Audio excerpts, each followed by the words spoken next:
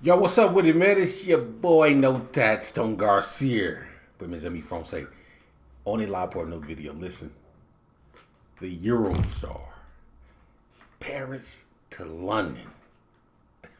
Now I've heard about it, man, because of me. I'm American. If y'all don't know, if you're new to the channel, I'm American, but I live in France. Okay. Now I've heard of the Eurostar, and I always wondered, like, how the hell did they create the tunnel to go under the sea? Like, how was this engineered, man? I don't know if they're going to talk about that in this video, but it's just something that's always been on my mind. Maybe we can find a video online on YouTube that can talk about this. And si vous connaissez un vidéo qui parle de ça, dis-moi. Besides that, man, y'all already know your boy is here for these videos, man. You know, I love discovering new things, especially in France. I love discovering France. I'm about to do a vlog coming up here in one of these cities. I don't know what city I'm gonna go to, but I'm about to do a vlog real soon here, man. We're gonna do one, get one out the way, because it's been a minute I've been talking about that, but we're gonna do a vlog here soon. Yeah, let's go. We're gonna check out this video, see what's going on, and I'll see y'all, or just y'all got something to say, just let me know in the comment section. And yeah, let's get to that.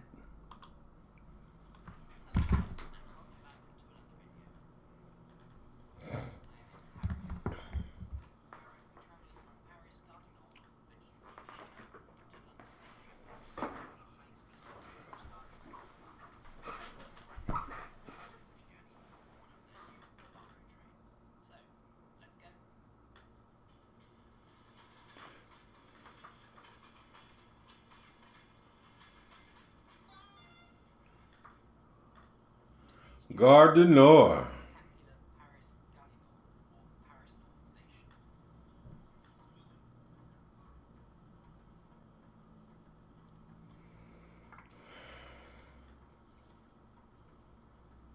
Five Guys. When was this taken? How old is this video? This has to be some years old because everybody has on a mask. So this isn't a recent video. Well, recent like this year or 2 years recent. You know what I mean.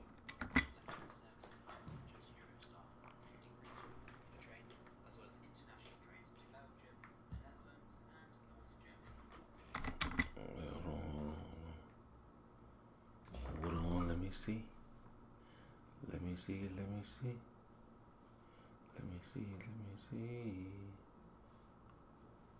Nope. Yo, so we go.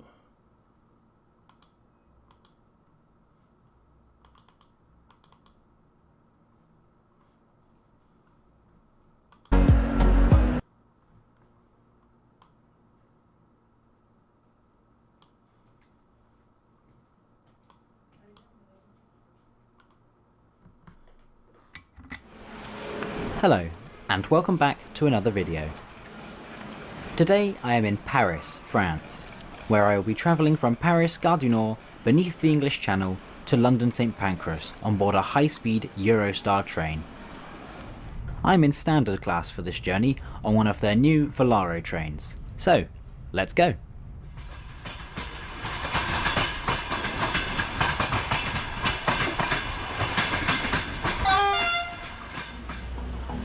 Today's journey starts at the spectacular Paris Gare du Nord, or Paris North Station.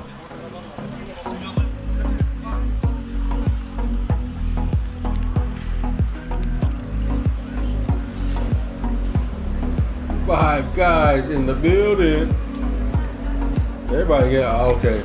So listen, this isn't like a recent video, but it's fairly like 4 years. I think 4 years old. I don't know. There's a date probably, but just seeing everybody with the mask. This is right after the COVID times. If not during COVID, who knows? The station sees a large selection of services other than just Eurostar, including regional and commuter trains, as well as international trains to Belgium, the Netherlands and North Germany.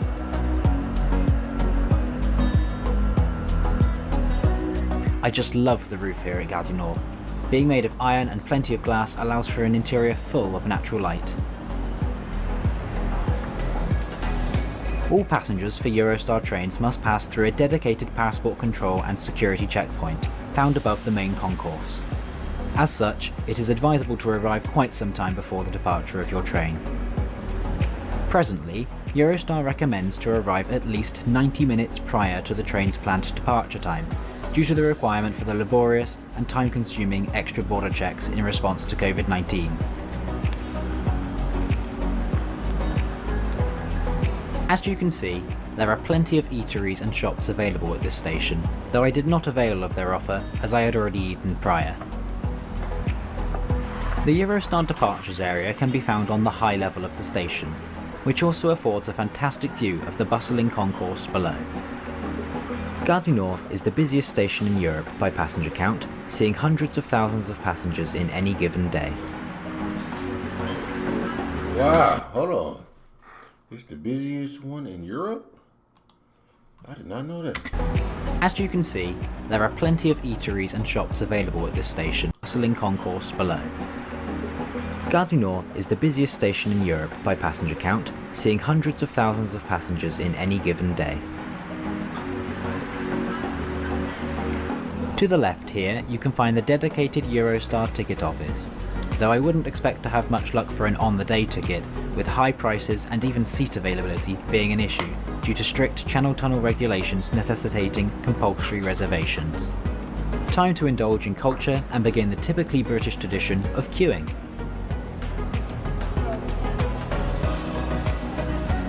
Now, I had expected this service to be formed of one of the older Eurostar trains, the TGV TMST, this being what was indicated to me on the seating plan at the time of booking.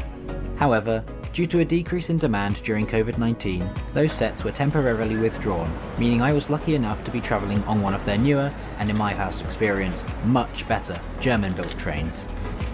Because of the massively different seating plans, I was issued a new seat automatically at the ticket control gates, indicated on this yellow slip. Checking my new seat, I found it was poorly aligned with the window, but thankfully someone at the help desk issued me a seat with a better view at my request. Anyway, after a security check and clearing of border control, we are now in the departure lounge, which has another large selection of eateries and shops. Many of these weren't open at this time, again due to reduced demand.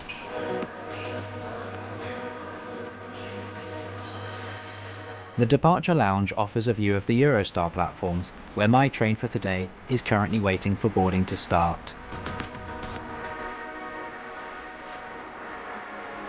Towards the far end of the departures area, there is a small elevated waiting area, probably my favourite place to sit. This area has power sockets, and being an international service, both European and UK style plugs are catered for, as well as also having some USB ports. It's also worth mentioning that a more luxurious lounge does exist, but is dedicated only to business Premier passengers, a ticket for which costs more than the regular standard Premier or first class offering. About 20 minutes before departure, boarding is called for my train. My ride today is train number EST 9039, departing from Paris Gare du Nord at 15:13, with a planned journey time of 2 hours and 26 minutes for the non-stop ride up to London this afternoon. Well, that's fast. Beside me now is the train that will be taking me through to London. It's a Class 374 Eurostar E320, built from 2015 as part of the Siemens Velaro family of trains, which also see a lot of use in Germany and Turkey, for example. This set is 374011 and 374012, with the trains running in fixed pairs of 8 carriages each, leading to a total of 16 carriages. These units are capable of an impressive 320 km an hour, but only operate in service at 300 km an hour. As you can probably imagine, it's quite the trek if you're in one of the front carriages, with these trains being some 300. So what is it, like 800 kilometers from Paris to London? It's like 2 hours and 26 minutes. Ain't that what it says? So it's just going like, if it's traveling at full speed, I think it is. So it should be like 800 kilometers. right? 800 or 7 feet, yeah. 190 meters long. I am booked into standard class coach number 4 towards the front of the train when heading towards London. 800.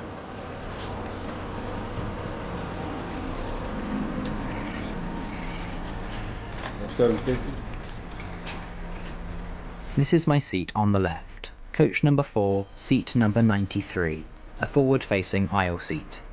At the time of recording, Eurostar was only selling every other place, which means I was free to take the adjacent window seat. And naturally, I made sure I took this opportunity. Today's route begins in the centre of Paris at the massive and marvellous Gare du Nord. We run through the northern suburbs of the capital before speeding through the French countryside and enter the famous Channel Tunnel at Coquelles.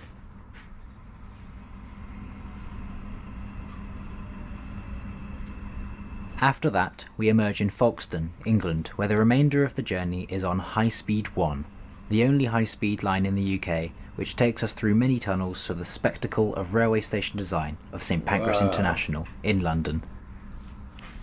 After a short wait, it's time to depart the French capital on time at 15:13. Let's go.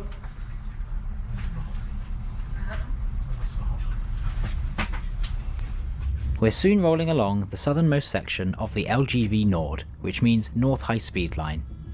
This key artery of the French railway network connects Paris with Lille, Calais, among other French destinations, with a junction heading towards Brussels in Belgium, and of course the route through the Channel Tunnel to the UK. At present, the train is navigating its way through the suburbs of Paris at a maximum of 160 km an hour, but this speed will look rather pedestrian in comparison to our top speed later on in the trip. Rather pedestrian. This is Le Landy, a major maintenance base for all fleets operating out of Paris Gare du Nord, including the Eurostar fleet. It also handles the TGV and Thalys high-speed trains, as well as TER regional trains. It's not long before we are rocketing through the countryside at full speed, passing by the ever-rolling hills of the Hauts-de-France or Upper France region. With the journey well underway, it's now time to take a look at the seat here in standard class. Starting off with perhaps the most important aspect, the level of seat comfort. I actually found these seats really comfortable, offering a nice amount of padding and having a really good ergonomic shape. There's also a generously padded leather headrest, a nice touch I thought. As for legroom, there's ample space here in standard class.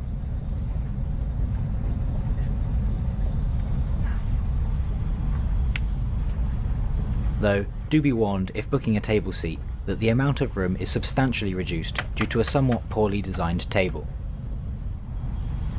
Beside the seat cushion, you can find a small lever which controls the seat's much appreciated recline function, and if you pull the base of the seat up, you can find the adjustable thigh support, in my opinion a really nice feature. There's also a footrest attached to the bottom of the seat in front. Yeah, that man having fun with it. Above this, you can find a small but flexible storage pocket. And here's the decently sized seatback table. Finally, towards the top of the seat is this small groove. Now, I'm not 100% sure exactly what it's for. At first I thought it was good for holding phones, but mine just ended up flipping downwards. Leave a comment if you know why it's here.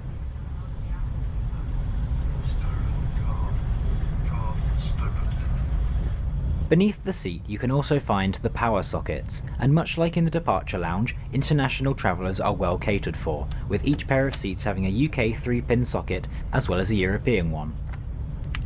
If you have a travel adapter, as you probably should, then you can use either socket, or both in the event that you get 2 seats to yourself. So let's have a look around the rest of the train. First off, there are a few mid-carriage luggage racks situated above a bin.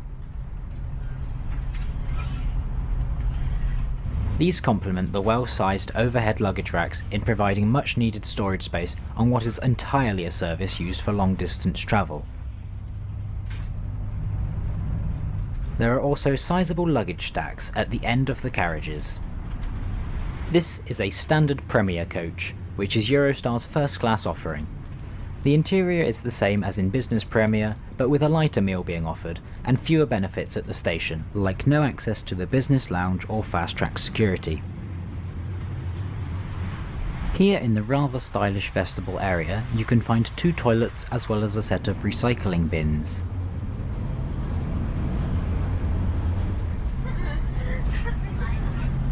In both coach number 8 and number 9, you can find the bar area.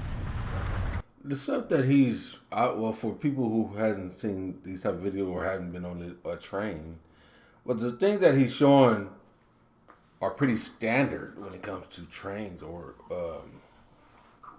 TGVs in France. Like, there's nothing really new. Well, now the reclining seat feature and stuff like this, and recycle bins, and okay, you got trash bins, but recycle bins, I've never seen one of those. And the reclining seat, haven't seen that as well. So there are some upgrades to this, but the stuff is pretty standard. Eurostar refers to this as Café Métropole, though unfortunately it was closed at the time of recording, and so no catering was available. Still, I really liked the modern abstract design of the carriage interior.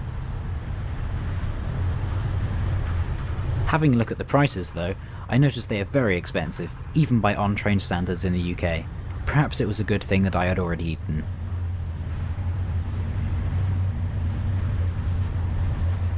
You can also buy tickets for tourist attractions in each of the 3 capitals served by the core Eurostar network, as well as urban transport tickets for these cities.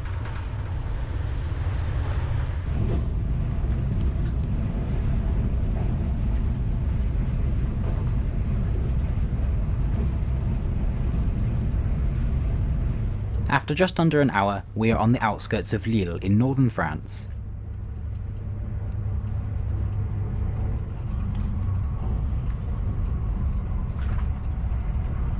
Here, the train dived underground to the platforms of Lille Europe, a station which sees the majority of high-speed and international trains serving the major city of Lille.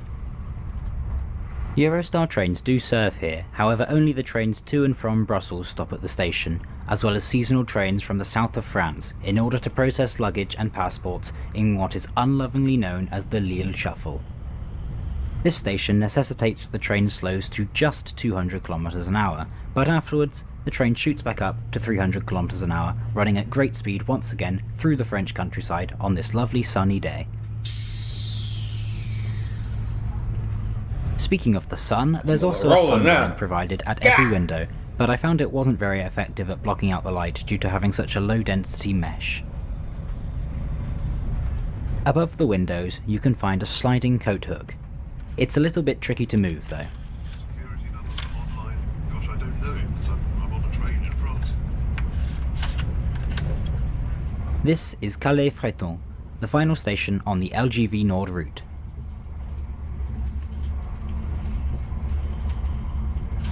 This station is temporarily closed to Eurostar services as a result of COVID-19 leading to Eurostar focusing only on its busiest stations.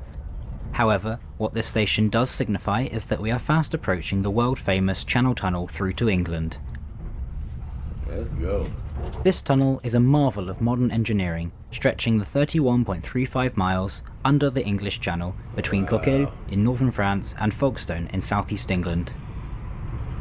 After numerous proposals dating back as far as 1802, the so-called Channel finally started construction in 1988 and opened to passenger traffic in 1994. The tunnel consists of 2 main portals for rail traffic and a central service tunnel for utility vehicles and emergencies. Nowadays, other than Eurostar services, the Channel Tunnel sees the Eurotunnel Le Shuttle service for road vehicles as well as some freight trains. Now, I'd love to show you the full video of the Channel Tunnel from the inside, but I can't really say that it would be particularly interesting. After roughly 20 minutes crossing the channel, a perfect opportunity for changing your watch to account for UK time of course, we emerge in Kent. So you're 20 minutes in the tunnel. That's that part I wanted. Boy. The train is now travelling on a route called High Speed 1. Me, I would probably be. I don't know. Sometimes I'm okay, but I know if I can psych myself out and have a panic attack being up under in there, like, man, it's nuts. If something happens, there's nothing but water around. What if this crashes and crushes us? And man, which connects the Channel Tunnel with Kent and London. To the left is the Southeastern Main Line, a classic route that also links Kent with London, powered by the 750 volt direct current third rail system. Historically, the old Eurostar trains would have trundled along this route on their way to the capital until High Speed 1 fully opened in 2007. We are now passing Ashford International, one of 2 Eurostar stations in Kent, southeast England. Much like Calais-Freton, these stations are not presently accepting Eurostar trains due to cited lack of demand.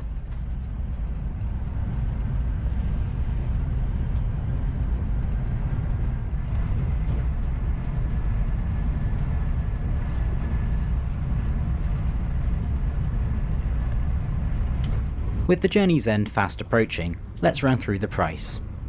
This trip cost me £75 exactly, booking about 2 weeks in advance. round trip Such or a one ticket way? is valid only on the booked date and on the booked train. For a journey of 307 miles, this gives a price per mile of about 25p. This seems fairly expensive, and to some extent it is, but when you remember that the costs of running the train through the Channel Tunnel are very high, and the convenience of running from the centre of Paris straight to the centre of London without stopping in a decent time of under 2.5 hours, it doesn't seem quite so bad. Fares in standard class can start at as little as £39, which is fantastic, but if you leave it to the last minute, it's not uncommon to find tickets costing nearly £200. Overall, I am generally pretty impressed with the Eurostar standard class experience. It's a fast way to get between London and the continent with a comfortable and smooth ride. I certainly prefer it to flying.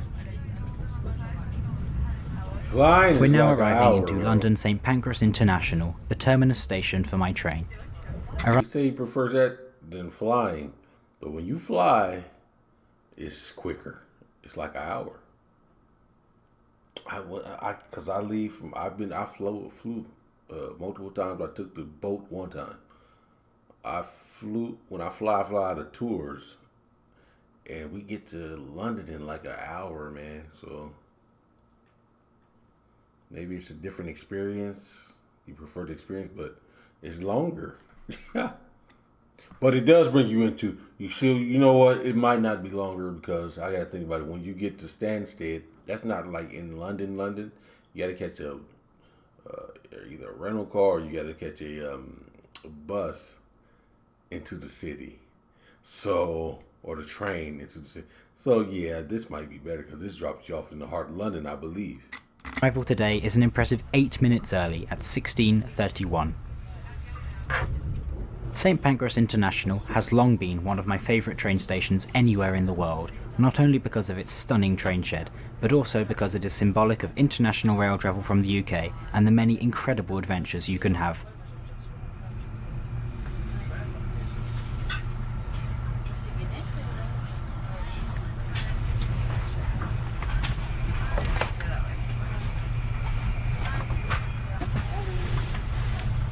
As I leave the train, why not take a moment to post a comment letting me know what you think of the Eurostar experience.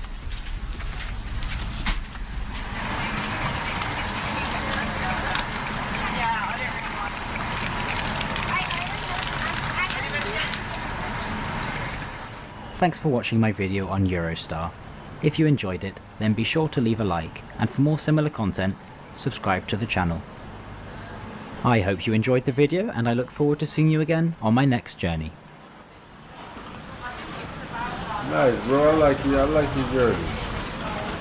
It's a nice little video, huh? I think I'm gonna have to do the same video. Give my opinion. Now, I'm not gonna have all that proper English talking going on. But yeah, I had to do that same video, man. Oh. But yeah, I like the video. But tell me, would you prefer this? Would you prefer flying? I'm gonna have to. You know what? I gotta test it out for myself. I'm gonna test it out and see. Is this better or is it flying? But for me, flying is better because I have a airport and tour that goes straight to London.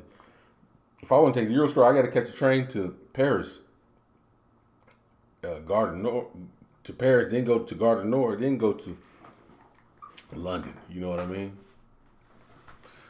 And that's going to take me longer because it's going to take me like an hour to get from here to Paris. And then from Paris, I got to go to Gare du Nord. So I'm looking at like a three and a half hour travel, man. When I could just go straight to the airport, boom, 15 minutes, catch that flight, boom, 1 hour, catch another train to the about 30, 45 minutes to go to the, to London from Stansted. And I'm good, man. It's all about perspective. If you live in Paris or you're in Paris visiting, you want to go to London, then it's probably better that way. But anyway, it's your boy Notats, and I'm going to see you in the next video.